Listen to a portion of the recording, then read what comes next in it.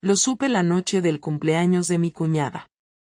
Era sábado, 9 de la noche, y Carlos y yo llegamos al restaurante en Chamberí justo a tiempo. Él con su camisa azul de siempre, yo con un vestido rojo que él jamás había visto. Lo sabía porque me preguntó, en voz baja, mientras pedíamos una copa de vino. ¿Es nuevo ese vestido? No, lo tenía en el fondo del armario, le mentí. Mentí tan fácil que hasta me asusté un poco. La verdad era otra. Ese vestido me lo había comprado esa misma semana, pero no para él. Era para alguien más. Para alguien con quien todavía no había pasado nada, pero que ya me tenía girando como una adolescente en mi propio salón cada vez que me escribía un y hoy, ¿me vas a ignorar también? La cena fue larga, llena de risas incómodas, brindis y bromas familiares. Carlos se reía con su hermano, hablaban del Atleti como si el mundo dependiera de ello, y yo no podía parar de mirar el móvil. Pero no para revisarlo. Solo para saber si vibraba. No podía arriesgarme a que alguien leyera su nombre en la pantalla. Ese era el problema. No me había enamorado. Tampoco podía decir que era infiel todavía. Pero sentía algo que hacía mucho no sentía, nervios. Deseo. Curiosidad. Esa sensación absurda de peligro que hace que todo parezca más real. Y lo peor de todo, Carlos ni siquiera lo notaba. Ni un gesto, ni una pregunta. Nada. Volvimos a casa en taxi. Él me dijo que me veía especialmente guapa. Yo respondí con una sonrisa automática. Entramos, nos cambiamos, y mientras él se lavaba los dientes, yo miré mi reflejo en el espejo del baño. Ahí estaba. Una mujer de 38 años, con hijos, con trabajo estable, con un marido fiel, y con ganas de joderlo todo por una historia que ni siquiera había empezado. Y aún así, no apagué ese fuego. Ni un poco. Fue el martes siguiente cuando todo se salió de control. No fue un mensaje en el móvil, ni una llamada sospechosa, ni una conversación escuchada por accidente. Fue algo mucho más sencillo y, al mismo tiempo, mucho más difícil de explicar. Carlos llegó a casa antes de lo habitual, algo que no hacía nunca. Su rutina era sagrada, salía a las 7 y volvía a las 6:30 como un reloj. Pero ese martes, a las 5:15, entró por la puerta con cara de pocos amigos y el maletín medio abierto, como si hubiese salido corriendo de alguna parte. Me encontró en la cocina, preparando una tortilla para los niños y con el portátil abierto en la mesa. No tenía nada raro en la pantalla, solo el correo del trabajo y unas campañas pendientes. Lo raro fue su mirada, directa, sin parpadear, como si esperara encontrar algo fuera de lugar. No me dijo hola. Se quedó de pie un momento, mirándome, y luego soltó el maletín en el suelo. ¿Dónde estuviste ayer por la tarde? No supe qué responderle enseguida. Ayer por la tarde había estado con Hugo, en su coche, hablando, besándonos, solo eso, pero suficiente como para que mi cabeza diera vueltas desde entonces. ¿En el trabajo, dónde iba a estar? Dije sin mirarlo. Carlos caminó hasta la nevera, sacó una botella de agua y la dejó sobre la encimera sin abrirla. Llamé a tu oficina. Dijeron que saliste a las 4 y que no volviste. Tuve una reunión fuera, respondí, todavía sin girarme. ¿Y por qué no lo dijiste? No sabía que tenía que reportarte cada movimiento, le solté con una frialdad que no sabía que tenía dentro. Carlos se apoyó en la encimera con las manos abiertas, sin decir nada durante varios segundos. En ese silencio, los niños entraron corriendo, peleando por el mando de la tele. Carlos los miró, luego me miró a mí, y sin más se fue directo a nuestra habitación. Lo escuché cerrar la puerta con un golpe seco. No preguntó más, no gritó, no dijo nada.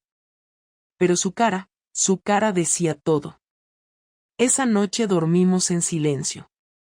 Yo fingí dormir antes que él. Él fingió que no le importaba. A la mañana siguiente, los dos nos movimos por la casa como si fuéramos extraños que compartían un apartamento por obligación. Solo hablamos para cosas prácticas, el desayuno de los niños, el horario del colegio, quién los recogía. Nada más. Ni una palabra de lo que había pasado. Pero lo peor vino al día siguiente. Carlos no volvió a casa esa noche. No avisó, no llamó, no escribió. Cuando lo intenté, su móvil estaba apagado. No era algo que solía hacer, jamás. Siempre decía dónde estaba, aunque fuera a cenar con compañeros del instituto o con sus hermanos. Esa vez no, y eso me hizo temblar. Pensé que estaba haciendo lo mismo que yo. Pensé que estaba con alguien. Pensé que tal vez ya lo sabía todo. Pero entonces, 2 días después, volvió a casa como si nada, se duchó, se puso una camisa limpia y salió sin decir una palabra. Me miró justo antes de cerrar la puerta, y su mirada era otra. No era rabia, ni tristeza, ni indiferencia.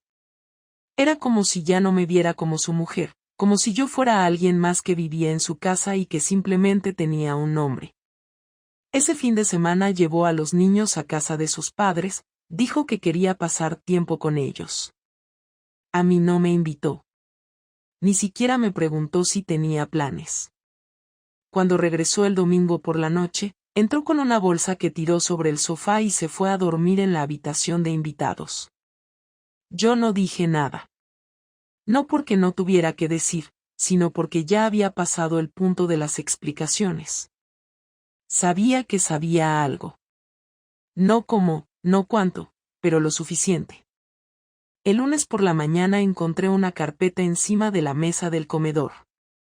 Dentro había fotos. No de Hugo y yo, pero sí del coche, de nosotros hablando dentro, en una calle del centro, 3 días atrás. Imágenes nítidas, con fecha, hora. No eran de un aficionado. Eran de alguien que sabía lo que hacía. También había una hoja impresa con un listado de llamadas. Mi número y el de Hugo. 14 llamadas en 10 días. Yo sentí que el aire me faltaba. Carlos bajó de la habitación con la misma ropa de siempre, se sirvió café, me miró y dijo: ¿Algo que decir?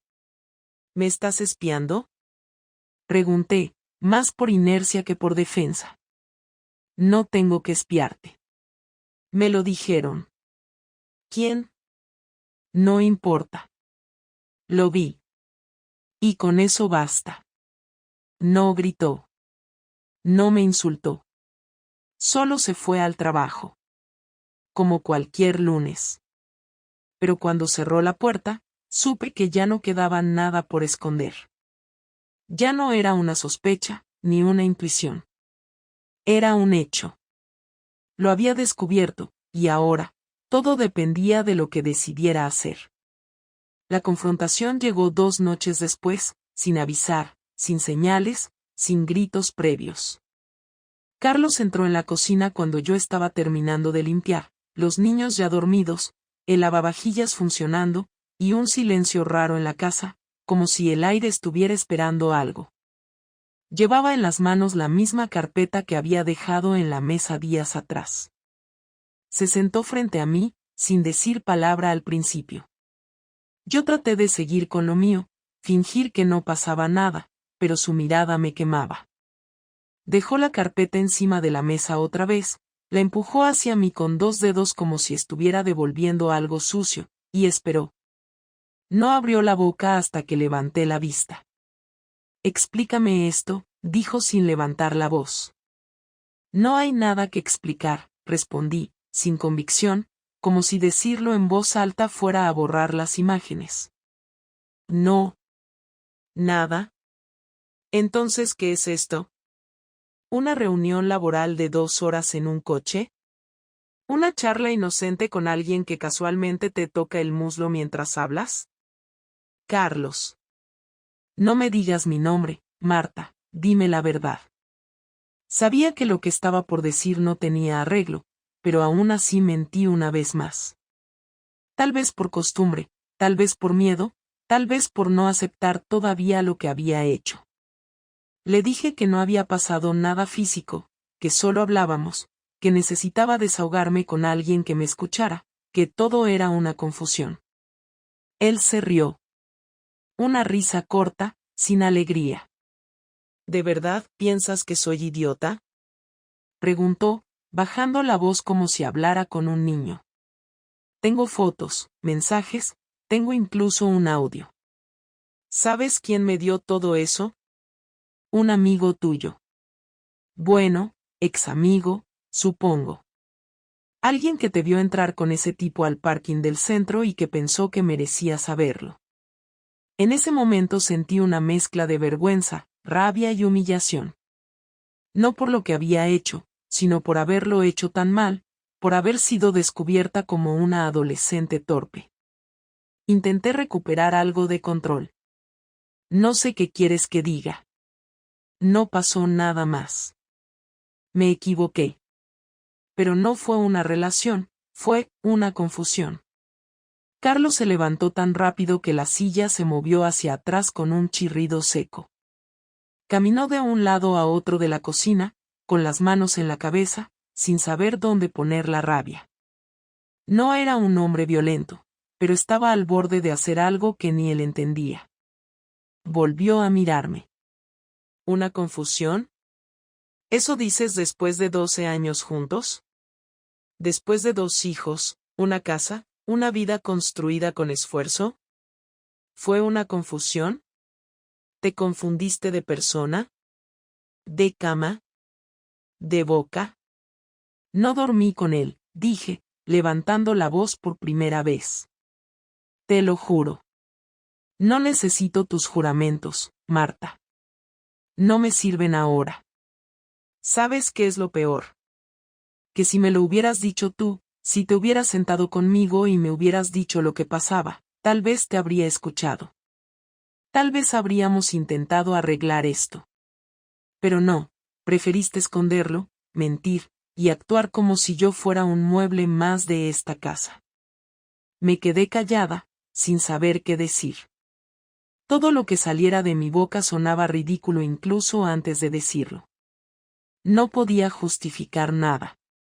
Había tenido la opción de hablar, de enfrentar la distancia que se había creado entre nosotros, de decir que necesitaba algo más, que me sentía vacía, que me sentía ignorada, pero elegí no hacerlo.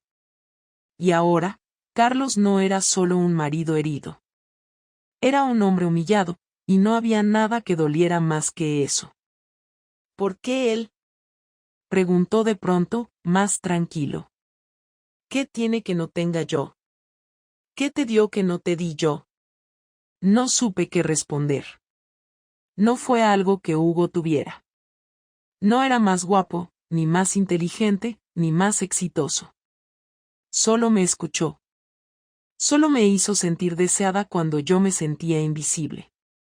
Solo apareció en el momento exacto en que yo no sabía quién era. Pero eso no se dice en voz alta. No sirve de excusa. Así que me limité a decir lo único que podía decir sin sonar más patética de lo que ya era. No sé. Carlos asintió con la cabeza, como si esa respuesta fuera la confirmación de todo. Se acercó a la puerta, pero antes de salir, se volvió hacia mí una última vez. Te juro que esto no se queda así. Y se fue. Sin portazo. Sin amenazas. Solo con esa frase que me dejó helada. Porque Carlos no era un hombre de palabras vacías. Y si dijo eso, era porque algo ya estaba en marcha. Algo que yo no podía detener. Y esta vez, no tendría forma de esquivarlo. Carlos no volvió a dormir en la casa esa semana. No llamó, no escribió, no recogió ropa, nada. Yo esperaba cada noche escucharlo abrir la puerta, al menos para insultarme, para seguir discutiendo, para decirme que todo estaba terminado, pero no. Me dejó en ese silencio, que era peor que cualquier discusión. Los niños empezaron a preguntar por él, y yo mentía con la naturalidad de quien ya ha mentido mucho. Les decía que estaba en casa de los abuelos, que tenía mucho trabajo, que pronto volvería. Y cada vez que decía eso, me sentía más miserable. No por lo que hacía, sino porque ya no podía dejar de hacerlo. El viernes por la tarde, llegó un sobre. No traía remitente, pero el logo del bufete de abogados lo decía todo. Lo abrí en la cocina, temblando. Dentro había una carta formal donde Carlos solicitaba una separación temporal, con condiciones claras, custodia compartida, él se quedaba con los niños los fines de semana, y yo debía quedarme en el piso con ellos durante la semana. También incluía un inventario de bienes y una sugerencia de división. Había anotaciones al margen, todas de su puño y letra, pequeñas correcciones, algunos subrayados. No había rencor en ese documento. Solo frialdad. Había pasado del dolor a la planificación, y eso dolía mucho más. No lo llamé. No supliqué. Me senté en el sofá durante horas, con los papeles en el regazo, y no fui capaz de leerlos de nuevo. Sentí que mi matrimonio, que ya estaba roto, ahora tenía un calendario para dejar de existir por completo. Lo peor fue la forma. Carlos no me gritó, no rompió nada, no se emborrachó, no me lanzó acusaciones en público. Me borró. Me sacó de su vida como si yo fuera una tarea pendiente, algo que estorbaba, un problema que necesitaba resolución administrativa. El sábado vino a por los niños. Tocó el timbre, no usó llaves. Bajó la mirada cuando abrí la puerta. Vestía como siempre, pero tenía algo en la cara que no había visto antes. Estaba más delgado. Más serio. No me preguntó nada. Solo les pidió a los niños que se apuraran. Cuando salieron con sus mochilas, los abrazó con fuerza y les dijo que iban a ver una película y a cenar pizza. Luego me miró. No dijo hola, ni adiós. Solo me entregó un sobre blanco. Cerró la puerta sin esperar respuesta. En el sobre había una tarjeta. No una postal, ni una carta. Una tarjeta de memoria. Al principio no supe qué hacer con ella. Dudé unos minutos, hasta que la metí en el ordenador del salón. Tardó unos segundos en abrirse. Había solo un archivo de video, sin nombre, sin fecha. Lo reproduje. Me vi a mí misma.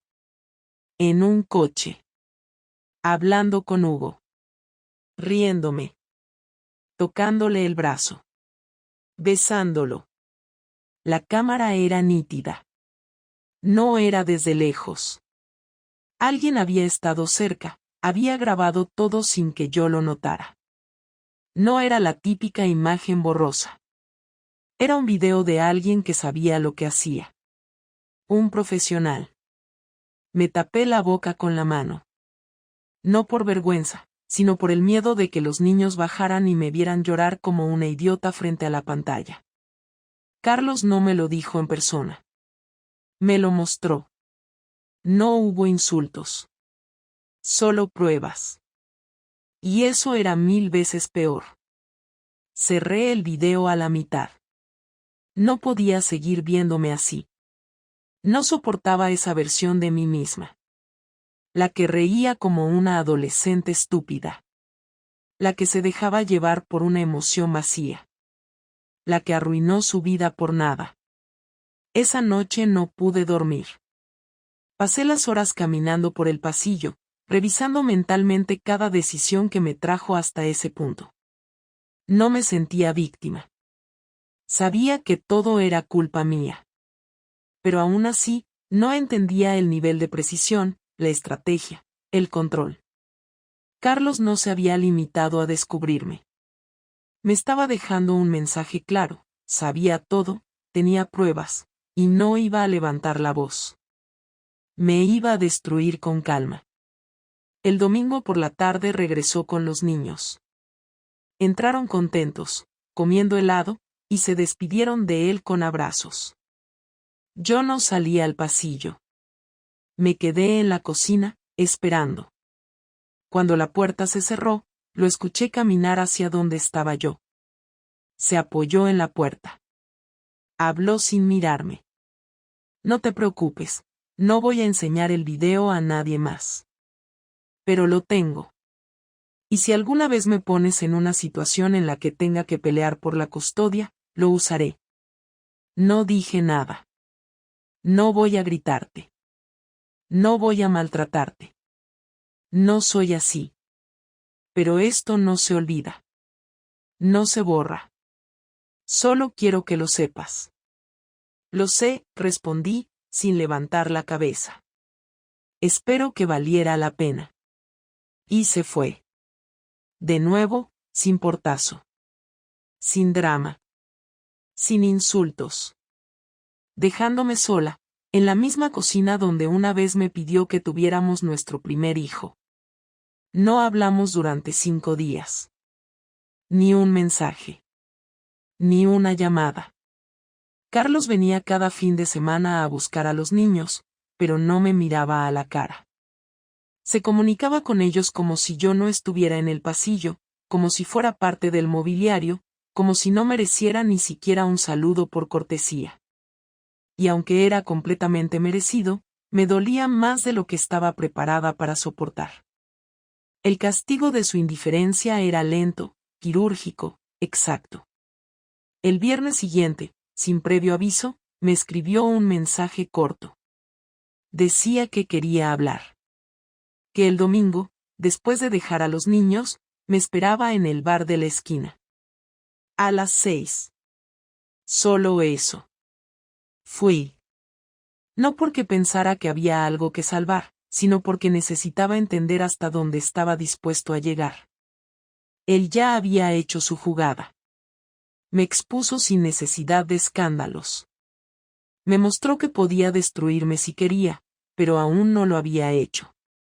Y eso me tenía en vilo. No sabía si planeaba dejar que me consumiera la culpa poco a poco o si estaba esperando el momento justo para rematarme legalmente. Estaba ahí antes que yo. Sentado en una mesa del fondo, sin copa, sin móvil, mirando por la ventana como si esperara otra cosa. Me acerqué sin saber si debía saludarlo. Él levantó la vista, hizo un leve gesto con la cabeza y me indicó que me sentara. Lo hice. No hablamos durante 1 minuto completo. Solo ruido de fondo, platos, camareros, conversaciones de otras mesas. Finalmente, él empezó. No me interesa saber más detalles. No me importa si fue solo una vez, si fue más, si sigue. Da igual. Ya no me importa. Yo asentí, porque no tenía sentido justificar nada a estas alturas. Tampoco quiero seguir con este circo. No quiero una guerra. No me interesa hacerte daño porque ya lo hiciste tú sola. Pero tenemos que hablar del futuro. Y no de legal, de eso se encargará el abogado. Estoy hablando de lo real. De los niños. De cómo vamos a hacer para que esto les afecte lo menos posible. Asentí de nuevo. Sabía que tarde o temprano llegaría esa conversación. Él continuó. Quiero que sigan en la casa hasta que acabe el curso. No quiero moverlos de colegio ni crearles más caos del que ya van a vivir. Yo buscaré un piso cerca. Podrán estar conmigo los fines de semana, como dije. Y entre semana, tú te haces cargo. Pero necesito que seas honesta con ellos. No ahora, no esta semana, pero pronto. Tienen derecho a saber que no fue por una pelea sin sentido. Que hubo una causa. Que no fue algo repentino. Yo no voy a mentirles si me preguntan. ¿Qué vas a decirles? Pregunté con un hilo de voz. La verdad. Que su madre se enamoró de otro, o creyó que lo hizo, y que eso rompió nuestra familia. No voy a entrar en detalles, pero tampoco voy a cargar con algo que no hice. Si tú decides mentir, es tu problema. Yo no. ¿Crees que eso les va a hacer bien? No. Pero tampoco creo que ocultárselo les ayude. No son idiotas. Saben que algo está mal. Saben que no es solo que papá y mamá ya no se entienden. No voy a ser yo el que cargue con la versión edulcorada de tu traición. Me quedé callada, aguantando las lágrimas como podía. Él siguió. Hay otra cosa. Lo miré sin saber si quería seguir escuchando.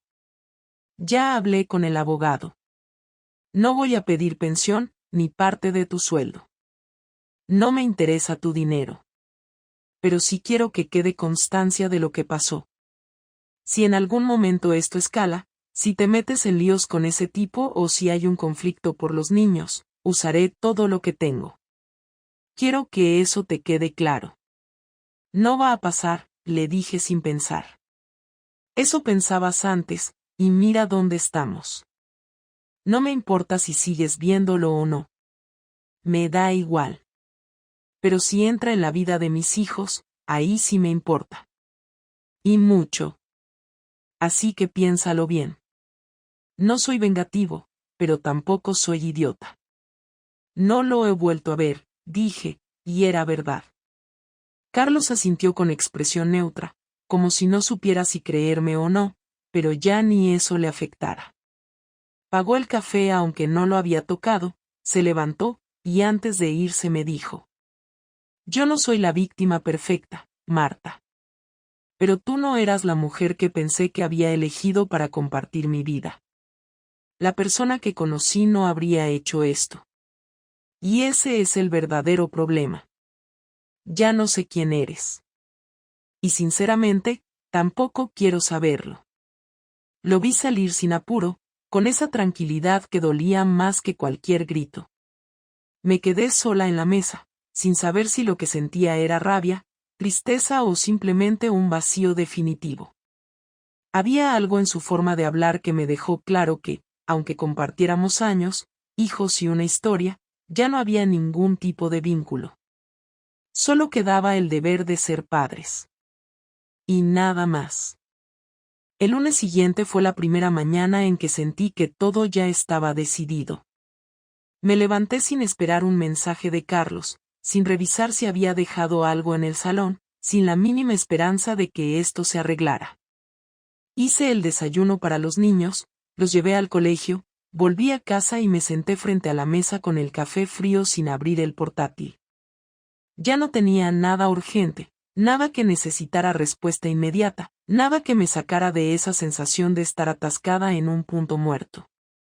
Durante años, había organizado mi vida alrededor de la familia, del trabajo, de la rutina, de la estabilidad.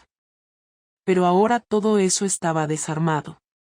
Me quedaban los niños, claro, y su bienestar era lo único que todavía me hacía levantarme y fingir que todo seguía más o menos en pie, pero incluso eso estaba colgado de un hilo. Esa tarde fui a recogerlos al colegio como siempre. El mayor salió serio, sin decir mucho. La pequeña se subió al coche hablando de cualquier cosa, de una presentación que tenían que hacer, de que quería que le comprara una cartulina. Mientras ella hablaba, él miraba por la ventana, hasta que dijo algo sin levantar la voz: «Papá ya no va a volver, ¿no?». Lo dijo con una seguridad que me dejó helada. No preguntó. Afirmó. Y en ese momento entendí que Carlos ya había empezado a contarles la verdad, o al menos su versión. No pude mentir más. No, no va a volver, respondí despacio. Ella dejó de hablar. Él giró un poco la cabeza hacia mí y preguntó lo que temía desde hacía días. ¿Es por lo que hiciste? Tuve que detener el coche. No porque fuera a llorar, sino porque no sabía cómo explicar algo que ni yo misma había procesado del todo. Me giré, los miré a los dos y respondí lo más directo posible. Sí, es por eso. ¿Y ahora qué va a pasar?, preguntó ella, sin rabia, solo buscando una respuesta. Vamos a seguir viviendo aquí, papá estará con ustedes los fines de semana, y hablaremos todo lo que tengamos que hablar. Ustedes no tienen la culpa de nada. Nada de esto es su responsabilidad. No dijeron nada más. Volvimos a casa con la radio encendida. Esa noche cenaron sin discutir entre ellos, sin pedir el postre habitual. Todo parecía haberse enfriado de golpe. Yo comí sola en la cocina mientras ellos veían dibujos en el salón. No me invitaron a unirme. No preguntaron si quería ver algo con ellos. Me ignoraron, como lo hizo su padre, y entendí que ya había empezado a perder también esa parte. Al día siguiente recibí un mensaje de Hugo. Era corto, directo, casi mecánico. Preguntaba cómo estaba. No respondí. A la hora volvió a escribir, esta vez más insistente, diciendo que quería verme, que necesitaba hablar, que le costaba entender por qué había cortado todo sin explicación. Estuve a punto de contestar, pero no tenía nada que decirle. No podía explicarle que lo que tuvimos no era real, que solo fue una distracción, un escape, una forma de sentirme viva en medio de una rutina que me asfixiaba. No era amor. Nunca lo fue. Fue egoísmo, necesidad, impulso. Y ahora ya no quería ni verlo. Apagué el móvil. Esa noche, llamé a mi madre. No le había contado nada hasta entonces. Le dije que Carlos y yo estábamos separados, que había sido culpa mía, que me había equivocado. No buscó consolarme. Solo dijo que esperaba que supiera lo que estaba haciendo, que mis hijos merecían estabilidad, que ya era hora de asumir las consecuencias. Nunca habíamos tenido una relación cálida, y esa llamada fue la confirmación de que tampoco podría contar con ella ahora. No necesitaba apoyo emocional, pero sí quería que alguien me preguntara cómo estaba, que me dijera que, aunque lo había hecho todo mal, todavía había tiempo de recomponer algo. No lo obtuve. La semana terminó sin más novedades. Carlos seguía sin escribirme, solo me llegaban correos del abogado, copias de documentos, revisiones de fechas, ajustes de horarios. Todo muy ordenado. Muy limpio. Frío como un informe. La siguiente vez que lo vi fue otra vez el viernes, cuando vino por los niños. Esta vez sí me miró. Y sin entrar, me preguntó algo que no esperaba. ¿Vas a seguir viéndolo? No, respondí sin dudar. ¿Por qué? Porque ya no tiene sentido. Carlos asintió. No dijo más. Se fue con los niños. Y en ese momento supe que eso era lo más parecido al cierre que iba a recibir. No habría reconciliación, ni perdón, ni redención. Solo una historia rota y dos personas intentando no arrastrar a sus hijos en el proceso. Ahora han pasado 3 semanas desde que todo explotó. Estoy sola, con los niños, con los horarios, con las rutinas, y con una culpa que no se va. No hay drama, no hay castigo visible, pero hay un vacío que lo llena todo. Lo más difícil no es que Carlos ya no esté. Lo más difícil es saber que yo fui la que lo sacó de esta casa, que no fue una tragedia externa, ni un accidente, ni una crisis ajena. Fui yo. Fue una decisión que no puedo revertir. Y aunque ahora sé que Hugo no significaba nada, que todo esto fue una cadena de errores, arrepentimientos y decisiones impulsivas, también sé que ya es tarde para cambiar lo que pasó. Lo único que me queda es no repetirlo. Ser madre. Estar presente. Ser responsable. Carlos ya no va a volver. No lo espero. Y ahora, por fin, lo acepto.